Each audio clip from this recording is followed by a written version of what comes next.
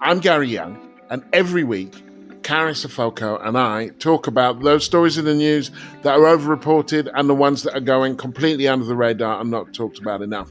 But this week, Caris is on a beach. I hope she's on a beach. She's taking some time out, and so I'm joined by her friend, also my friend, but she was Caris's friend first, and special guest, Faiza Shaheen.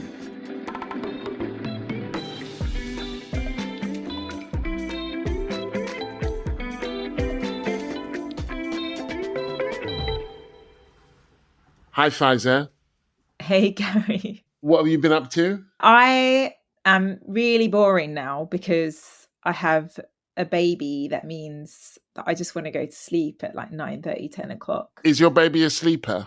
No, he kind of goes to sleep for a bit and then he'll wake up again, then he'll wake up again. And now he just wants to come in the bed and his feet will end up in your face at like 2 a.m. in the morning. And then, yeah, it's tricky. I have got an exciting new addiction. Okay, what is that? Which my 13-year-old niece got me into, which is K-dramas. K-dramas. Which maybe is a bit embarrassing to admit. Well, yeah. you know, I mean, I'm not into them, but I watch a lot of them because my daughter is into K-pop. I call them K-snog. There's always snogging in them and drama. I think they're so tame. Yeah, well, snogging is kind of tame, you know. But it reminds me of like Pakistani dramas in a way. Oh, really? I grew up on a diet of Pakistani dramas, which are like very dramatic, not as dramatic, not even close to as dramatic as Indian soaps, but no one really barely touches each other, you know. It's sort of like the music plays and you get the idea. Yeah, we must be watching slightly different K-dramas then. You know, there's no full-on humping, but there's always there is a bit of snogging. You're right, but it's always very, a love very interest. Tame. Yeah. In mine, there's kind of quite a lot of crying. There's always an evil mum. There's always some sort of love interest, but it's not a destination for me. It's kind of what's on when my daughter is watching telly, and then trying to do the parent thing, asking, "So what's going on here?" Although I end up being more like a child, actually, and being like, they're going to snog now. Watch, they're going to snog. She'll be like, shut up. Oh, it's just so annoying. You're so annoying. Yeah, I know. Whereas I'm like texting my niece and being like, you're right. This guy is being an idiot. What's he doing? And this other guy's much better for her. I'm trying to be cool. I'm still trying to be cool auntie. And I'm probably past that now. But... yeah, that speaks to a sort of very different relationship. Because when your son is of age, you will want to embarrass him. Yeah. But with your nieces and your nephews, I would rather be cool uncle, funkle. Yeah. But with my kids, I'm like, watch me dance, you know. Dad, just stop it.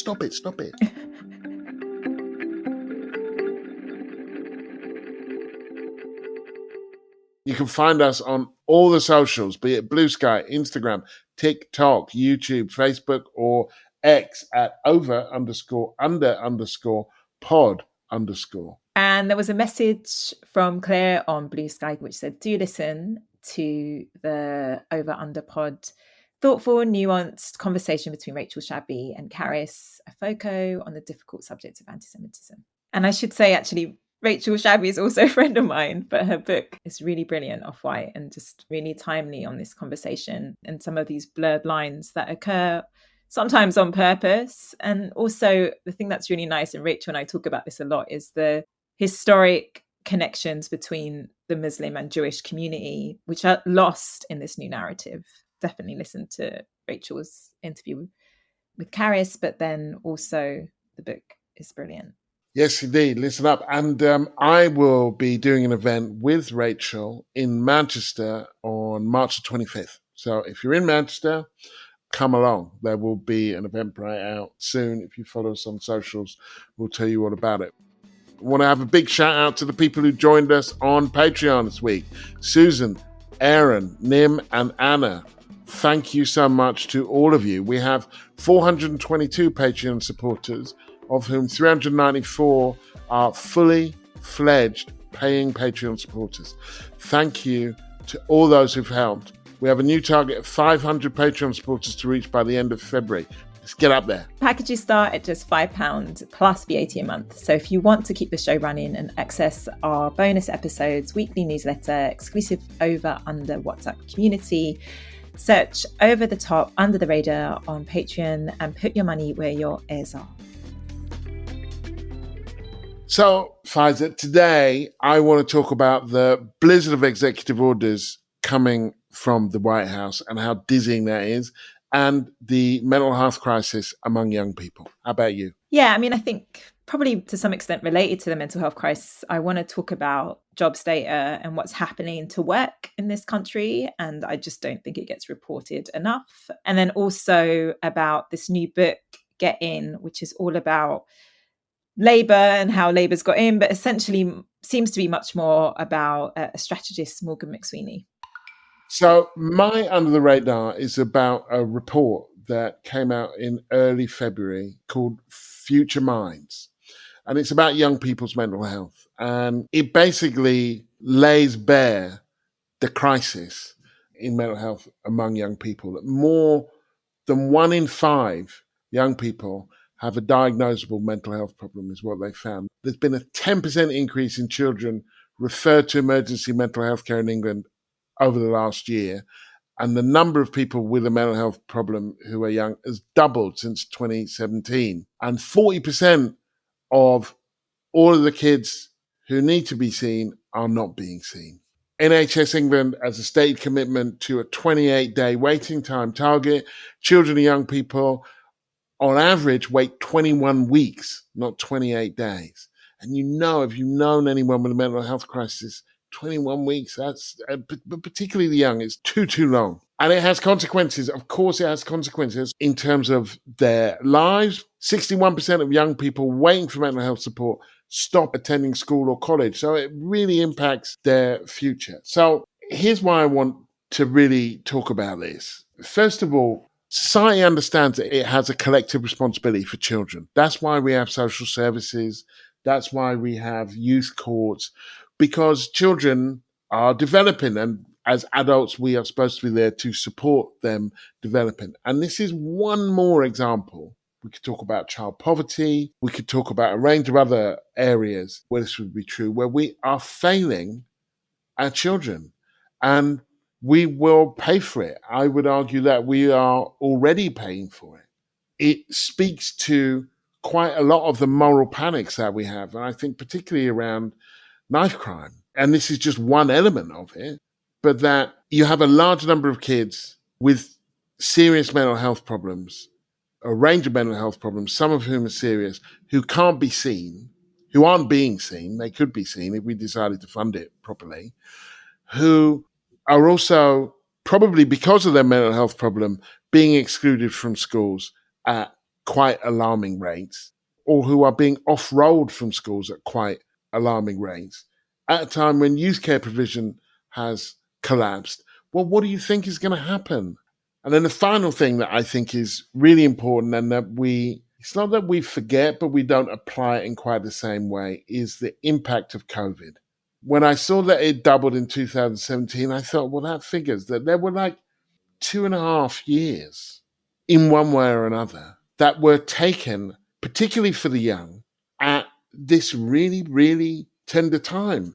That I remember being 12 and I remember being 14 or 15, and they were quite different. And the idea of being locked in your house with your family during those years when you're growing, well, yeah, that will really have an impact on your mental health. If you add in the social media and all that kind of stuff, I feel like we all should have been more alarmed by that news. That news should have been absolutely headlining everything. Yeah, Gary, I mean, it's a problem that I've been hearing lots about because 2 of my closest friends are child therapists or psychologists, and they themselves have got mental health problems because the mental health crisis is so big amongst the young people, children that they're seeing, and they're seeing the waiting list get longer and longer, and they're, feeling that it's really hard for them to support children and young people in this society. And I think ultimately, this isn't a problem that comes innate from children. It's something that is obviously been created. What is the context in which our children are so unhappy? And it's deeply alarming. As an economist, I've been asked to speak quite a lot lately about government GDP figures and growth and all of those things. And you think we don't actually pay much mind to really important statistics like mental health, especially child mental health, that allows us to really look at how we're doing as a society. If I could choose other statistics to sit along GDP growth that we constantly focus on, then this would certainly be one of them. Pretty much every young person I know, so these are talking about people in their 20s as well, is struggling with their mental health.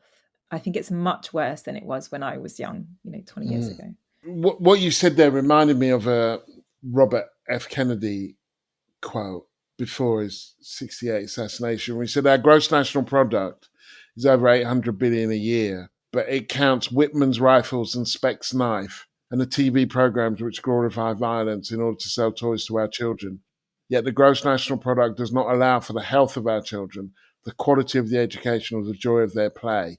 It can tell us everything about America except why we are proud that we are Americans." And there is something about that kind of rich in all the things that don't matter, although we're not even that rich, actually, as it turns out, and measuring things that, it's not that they have no meaning. I guess it's more about what sometimes those figures might hide.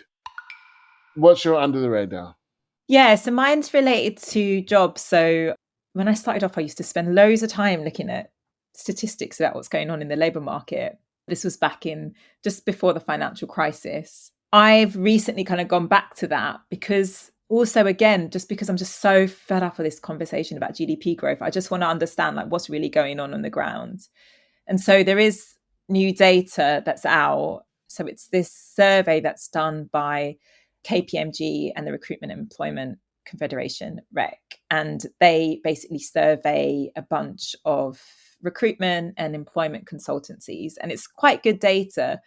The headline is that permanent staff vacancies have declined at a super steep rate, like since COVID. So if you think about the number of jobs in the market, that has contracted at a very steep rate. It hasn't been this bad since COVID. So back in 2020, that is the degree to which the number of jobs out there has shrunk. And so alongside that, there's fewer vacancies for people to apply to. So the unemployment rate has gone up slightly. That on its own is pretty alarming, of course. We know young people are disproportionately out of work, so there's fewer jobs for them.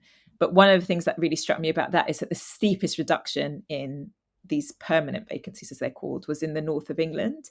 When you think about the huge regional disparities that we have in this country, and I just was reminded of all of this because last week I work at London School of Economics. We held a seminar and I had lots of colleagues come from different parts of the country and bring working class people from different parts of the country. We had this discussion about what's going on in the ground. So from Luton and Nottingham, Newcastle, you live in London, you're in a bit of a bubble and it's much worse in other parts of the country. So when you look at this data and you break this down, the fact that it's already very unequal, this country, and then you see this job decline happen even more in parts like the north of England. That is really a very, very troubling story. And one of the reasons I get so annoyed that we're not hearing more about this is because, of course, the number one thing that Labour Party is saying they're going to do is economic growth. And we're not asking enough about who's that for, where that's going to happen. What's the strategy to address inequality? In fact, Rachel Reeves never talks about inequality. She never mentions it. And so you can see that happening. And actually, one of the interesting things is that I expect to look at this data and see a massive decline in lots of low paid jobs, which is in itself, they're low paid jobs, but they're the sorts of things that many working class people might have to apply to. There is a decline there, but there's also actually bigger declines amongst professional jobs. So one of the things that we might see is that this isn't just, and I think you see this across the board now, it's not just a working class problem, it's a middle class problem as well. Things can change, of course. But what this jobs data tells me, alongside other underlying issues of regional inequalities, is that, again, Labour's current strategy, which is weirdly announcing like third runway in London, is absolutely not going to cut it. We need to be really pushing this Labour government much, much more to say, well, how are you going to address this problem? And I just feel we just don't ask those questions. What should they do about it? Is it money? Is it that it needs more investment, or is it that there needs to be different labor laws? Or I hear it Yeah, what is and it I that hear we do you, about but it? what do Yeah. we want them to do? What are we trying to push them to do you think? Yeah, I mean, a few things. I mean, part of this reason there's been this massive contraction in jobs is because Rachel Reeves totally messed up the budget. I mean, I'm a lefty economist and I would never put a tax on jobs the way that she did. So she upped national insurance contributions for employers. So, of course, they looked at their budget and they thought, well, we're going to get rid of jobs. I spoke about permanent vacancies, but the biggest decline is in short term jobs as well, because lots of companies are saying, well, we'll just not do this. We won't take on this extra temp because this is going to cost us this extra bit of money. I think they made a lot of decisions very last minute. And I sort of get this from seeing some of the people that she would have taken advice from, is that actually they didn't have a clear plan in terms of what they were going to do in the economy. And so she was like, well, I need to raise a lot of money. I've already said that I'm not going to tax jobs. I'm not going to tax your wages. I'm not going to up income taxes. So left her with limited space. And then even the things that she did do that you could see as quite progressive, farmers' wealth tax essentially, or some other small bits here and there, capital gains tax, a small shift there, non-doms, some of which she's rolled back on. Others are just really badly done. What people need to understand about tax policy is that it's not just a technical shift. You have to build a narrative around it. You have to get people on board. You have to have conversations, make sure that you're technically designing it in a way that doesn't have all these unintended consequences. Her budget was all wrong. And to be honest, if I just was taking over, I'd be like, right, we're not doing this anymore because this is not a smart move. And I would replace that with an overall wealth tax on people with over £2 million assets and look at ways in which we address huge wealth inequality in this country much more. And you tell a story around that. So I did work all around the world looking at how governments do implement taxes. And you have to say, we're doing this for X reason. This is a really important time in our history. We need this money to invest in the next generation. So you tell the story about child mental health, you tell the story about youth unemployment, and you say, right, a certain amount of wealth is built up in this country in these pockets. And we're going to take that money and we're going to transform this country. We're going to put children at the center of this. We're going to put the next generation at the center of this. It's not the third runway. It's, high speed rail in the north of the country first, not London first. Absolutely not. I mean, I say that as a very proud Londoner. You look at where you can attract good job growth. Absolutely a massive renewable energy program. And again, centered on the Midlands and the north and parts of the southwest. And that is what you do. You have to tilt everything away from the sort of orthodox position that we've had in this country. So there are things you can do. I mean, this is one of the things when I worked with governments around the world for a couple of years after the 2019 election. And it really gave me hope because actually policy can make a difference, but you have to make those choices. Like if they don't sort this out and they want to win in another election and they're already doing it, what are they going to play into? They are going to play into reforms lines because they're going to think, okay, we just don't want everyone to be leaving us and voting reform. I'm intrigued that because it's clear, right, that that's really not working. If you look at what's going on in Germany, and they're going to have an election now and elsewhere, that even for that group of people that are only interested in their own self-interest, I'm not imagining that West Streeting is going to turn into John McDonnell anytime soon. If all you care about is being elected, if all you care about is your popularity, which it kind of seemed like those are the kind of empty calories that they were into, wouldn't that be a reason for you to come up with a better story rather than try and get their story Yeah. when it's pretty clear from other examples, America also being an example, that like they look better in their clothes than you will ever do, even if you steal them. Yeah, but I just don't think, Gary, that they're as smart as you. I'm not Honestly. that doesn't I feel like know. that smart. No, they just don't see it that way. Listen, for people that don't know, I was a Labour candidate and got kicked out at the last minute. And I would attend meetings and I just don't think that's their politics. I don't think they believe that there is another story, that positive story to be told about this country that is about how we are strong enough to take in refugees and we should be meeting our international obligations and we are strengthened by migration, and they don't believe in that, and it seems like hard work. Now what they respond to, and I heard this again and again, was this is coming up a doorstep or this focus group, And therefore, we need to play into it. Not that we need to tell a different story and persuade people with a less divisive or imagine an inclusive vision of this country. Stop it. And so they Freaking me out. don't. My over is a lot of the reporting that is happening around this new book by Patrick Maguire and Gabriel Pogrund, which is called Get In. And it's all about how the Labour Party got in and got this massive majority. And it really points to this strategist, Morgan McSweeney, who has been very involved and very central to the Starmer project. And all of the talk about it is really this thing that's quite funny, I suppose, in a way, in terms of political gossip, which is Keir Starmer thinks he's in charge, but really it's Morgan McSweeney. And there's this analogy that is Keir Starmer thinks he's driving the train, but we've just put the hat on him at the front of the DLR, which means that he's not really doing anything. He's just sitting there and someone else is driving the train. Quite funny to some extent, quite alarming, because of course Morgan McSweeney, the strategist, is not elected. In a way, it follows a story that we heard from Dominic Cummings, from Steve Bannon in America. It's these people, these shadowy figures in the background, and really they're in control. Yeah, it was over-reported, but it's more, I guess, a criticism of how it was reported and the story that is being told there, because it was like, oh, political gossip. But there's a couple of things here that really struck me. One is, of course, this guy isn't elected, and what are his politics? So the only thing that's come up is that he's like, well, I don't think Labour should be for judges and the BBC. What, they should be against judges? Exactly. What does that mean, right? So, in essence, sort of that they should be for this idea of sort of red wall, northern voters, working class voters, which of course Labour was for those people. The idea that he thinks that, given their strategy, given what they're doing, I mean, there's a huge gap between those things and people aren't really pointing that out. But also, I just feel like my sense of him, not that I met him, but I was a means with him on Zoom, is that he would love this because it makes him look all powerful and, like this very clever person in the background. It sort of totally takes out the fact that Labour didn't win because of this big brain in the background. People were fed up with the Tories. It just reeks of, Westminster bubble story, not even asking the right kind of questions about what this means for the type of politics and strategy that we might see from the Labour Party.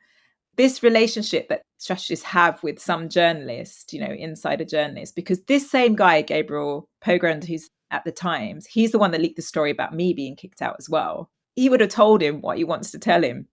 So we probably don't even know really the story. Yeah, it's a weird one, isn't it? The sort of frailty of these people. I remember the stories of the rows between Gordon Brown and Tony Blair and the Alistair Campbell and all of that, and just feeling like it's not macho, but it's very male. But there's also this kind of thing that you would want the media to do, to be like, so some of the gossip is titillating, right? And there's a reason why people like to gossip. I like to gossip. But like, this is the reason why old people don't have heat. That these orientations, and I can't blame him particularly for those things. I'm not doing that. I'm just saying that these orientations have real world impacts and that they concentrate on the personalities. And it's like, look, he's been pushing them in this direction. And this is why things are so shit. I mean, is this it now for the Labour Party? Do you think if you'd stayed in, if you'd been elected, that you might not have been in the wings organising for some kind of pushback or something like that? You've got to realise that the takeover of the machinery from the right of the party is so extreme that even people think, oh, maybe if it was another leadership contest. No, there's no chance, because they've organised the whole party to get more Keir Starmer-like people in positions of power, or Morgan McSweeney-like people. And a Labour Party that wants to be very, very strong in its progressive values and talk about class politics and the rest of it, that is very much sidelined. And so I think it is over for the Labour Party for now. Right. I think it is. Honestly, I think that anyone with progressive values, unless your MP is someone like Rosanna Khan or some of these few people that are left, like Bell, some of these few people that are left that are actually strong and speak out. I just don't think we should be voting Labour. I mean, their economic policy, their immigration policy, I mean, I just don't, it's not the Labour Party that I grew up with. I know in the Muslim community, we're just, a lot of people are like, never vote Labour again. They're not the biggest danger, though, are they? Like reform is. Like, how do we stop this imminent threat when, in this moment?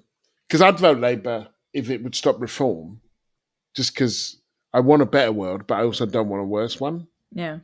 Do you know what I mean? What's the thing is with Labour now? Okay, there's two things on that. One is that they're playing into so much of the reform rhetoric. Look at what they're saying on like deportations. Look at what they're putting up on their Instagram page. I mean, it's the same. They changed their policies on the inquiry in Rotherham because of Elon Musk. I mean, they are willing to play into all of that. I don't know if you heard this week, it was unbelievable to hear Keir Starmer say almost passionately, it's very rare you see him passionate, but passionately saying how he disagreed that the Ukraine scheme used to resettle refugees from Ukraine shouldn't be used for Palestinians. This is not a progressive party. There's no pressure on them. They're not worried about us. And they think the pressure is more from reform. So that's partly why they're more willing to play into that. And partly because I think they believe that more than they believe what the left progressive narrative would be. So what do we do then in that situation? We either have a political system that gives us the Tories reform or a slightly better version of that, or we organise now to put pressure to make them think, okay, actually, we should also be worried about the left losing Hackney, losing Walthamstow, losing different parts of the UK. I really worry for the future of, any people of colour in this country, to be honest. Well, then we just got to get organised, don't we? I mean, that is the way to chase the blues away, if you like, to kind of not despair. I do get a real sense of despair in a lot of the country. I mean, it's like, we're going to talk about Trump now, but it's also like the Democrats, like they've just gone quiet. My over the top is Donald Trump's blizzard of statements and executive orders. He has been in power for less than a month. In just a week, he's promised ethnic clearance on Gaza. He says he's negotiated peace in Ukraine, tariffs on steel and aluminium. He sent Elon Musk into these offices to kind of bully people with these kind of little racist sidekicks and so on. And it's like every day you wake up, because of the time difference, you wake up here and there's something new, mad, consequential, scary that he is suggesting or has done. And some of it's big stuff, like let's turn Gaza into Riviera and kick out all the Palestinians. And other stuff is like weird and kind of small, like he's signed a thing that there'd be no more paper straws, no more cardboard straws, good old plastic straws. Even though I know that has a big impact on the environment, I'm not saying it doesn't, but 1 minute it's straws, and the next minute it's the kind of Middle East, it's bombs.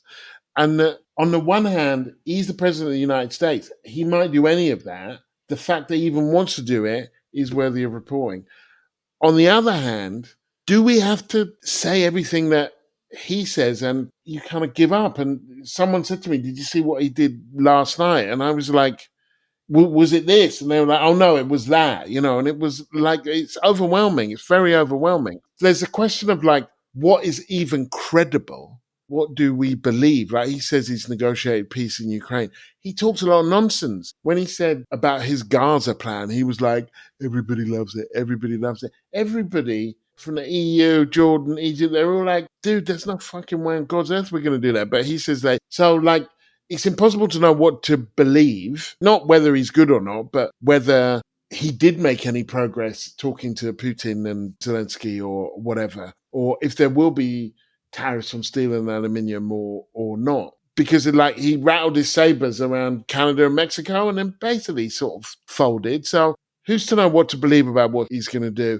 How do you keep up with this thing after thing after thing? And then just finally, there is the tone of this stuff, which is getting increasingly kind of dictatorial and creepy. An American was released from Belarus and Trump has claimed credit.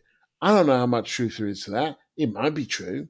It might be that Belarus sees that there's a way in with Trump. They've had bad relationships with America for a while. It could be that Trump's presence made that possible. It might not. I don't feel the need to really litigate that. But just listen to some of these statements from grown ass people in his cabinet. President Trump's strong leadership has led to the release of an American unjustly detained in Belarus. That was Marco Rubio. It speaks to President Trump's deal-making ability. That's Press Secretary Caroline Leavitt. Special Envoy Adam Bowler. It's happening now because the President of the United States has made it a top priority. Deputy Assistant Secretary of State Chris Smith. A huge win and a response to President Trump's peace through strength agenda. U.S. Ambassador to Lithuania, Cara McDonald. It's a big day for Team America, for the president. This is like really mental, scary stuff. It doesn't mean you're a dictator if you're getting those, if you're putting out those things. And we want to be careful with our hyperboles, and give us some space still to be shocked and not lean into all of that. It's also not what happens in a fucking healthy democracy, man. I think it's a real challenge for the media, and then it will take them a while to be equal to it as to how to report this stuff faithfully and responsibly without playing into I think it must be part of the plan to sort of disorient people with sort of a dizzying blizzard of executive orders. You're right about that is the plan. The media doesn't know what to hold on to. And also, I realized this because I was doing a lot of press back 2018, 2019, is that like every tweet that Trump put out, every like mad thing he said, it was something like a story, and we had to think about it going on the news to talk about Trump. And we were losing that sense of what was his bigger plan. Now, back then he wasn't as prepared, or his team wasn't as prepared as they are now. And so how much are we losing when we just get caught in the day-to-day, barely keeping on top of that, and the drama rather than the sort of policy pushes and the underlying strategy? Yeah, this is exactly how they want it. But the other thing that he's showing, which is a worry for progressives everywhere, is look how quickly he's moving along on his agenda. He said he would get things done.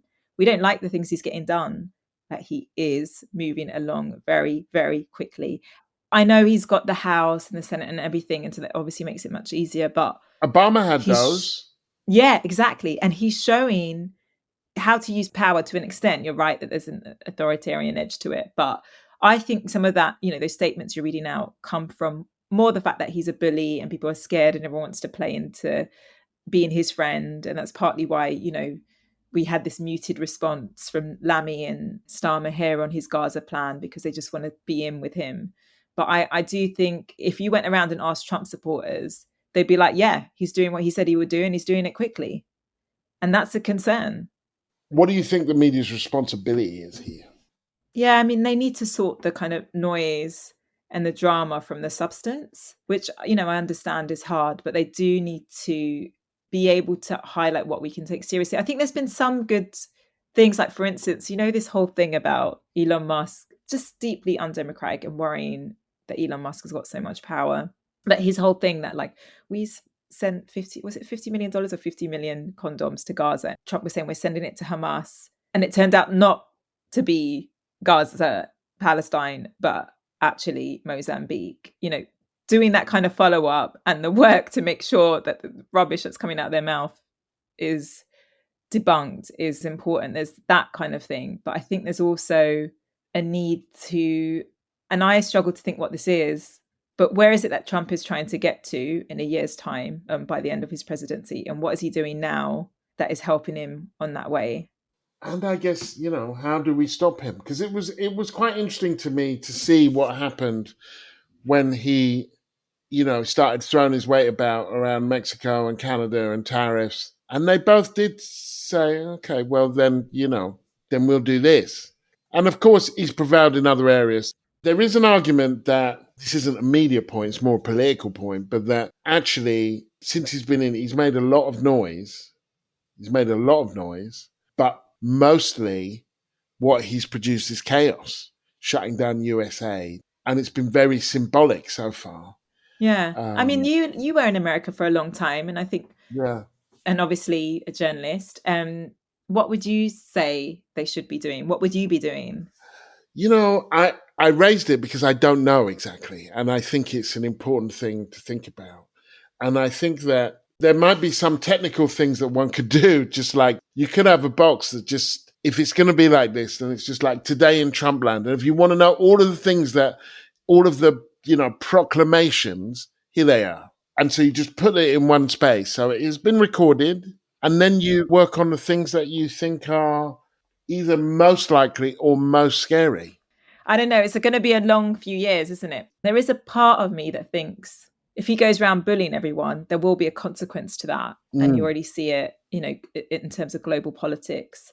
So there might be something here that can end up being a good thing because of the way he's behaving. Yeah, it is important to remember that this is a response to American decline and a response to demographic white decline in America and America's economic decline all over the world. And that this response to the decline won't halt the decline. The people who voted for him, they might be delighted that people aren't putting their pronouns on their emails anymore, but it's not actually going to improve the price of eggs or any of the things that they said they voted for. It could actually kind of aggravate the decline because you will have this world which is united against him because there's barely anyone that he hasn't lashed out at so far, and that kind of learn pretty quickly not to take everything that he says too seriously because he says a lot of stuff and most of it's not sane and isn't going to work. Saying all this, it does also depend on the Democrats sorting themselves out and having something alternative to offer, but we'll have to see how that goes. Or people taking to the streets and protecting, maybe it's not going to come from the Democrats because they're too wussy. Yeah. Well, it's what you say. We've spoken about this, right? It might not come through the electoral system, but it'll come through the politics from the ground. Yeah, and then Democrats will respond to that and think, oh, shit, With Obama in 2012, Occupy Wall Street created the key conditions for his victory, that he was doing really badly and he was really quite unpopular. And it was the framing of inequality that helped frame Mitt Romney.